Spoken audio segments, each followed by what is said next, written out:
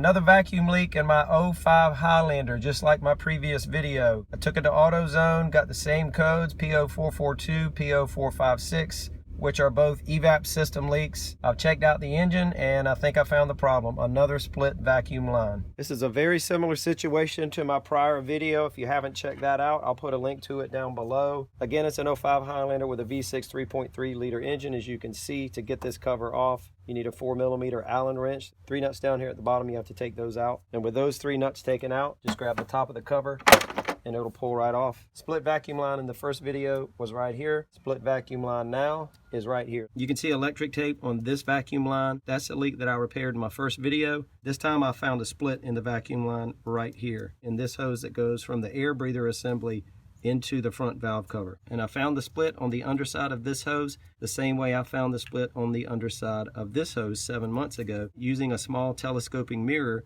to look on the underside of the hose. If you look right in the center of that reflection, right in the center of the mirror, you can see a tiny little split in the hose. Let me remove this clamp. Now the hose, and then you can see just how bad that split is. Look at that. The sun came out at just the right time, so with that light shining on it, you can really see that split hose. So I'm going to do the same thing here that I did with the first leak, which is to put a single layer of electric tape wrapped tightly around the hose.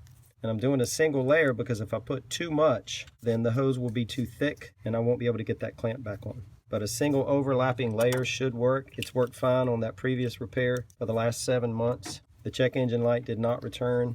Only until this new split developed did the check engine light come back on.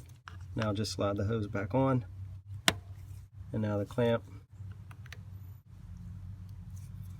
Now I'm going to disconnect my negative battery cable for about 20 seconds, reconnect it, then I'll start the car, and the check engine light, VSC light, and track off light should all be gone. They should be cleared out. If you have one of those EVAP check engine codes and you're searching for a vacuum leak, I would recommend buying one of these telescoping mirrors. This was about $4 at Harbor Freight. This helped me find both of the leaks because they were each located on the underside of the hose. Looking at the top, you couldn't see it.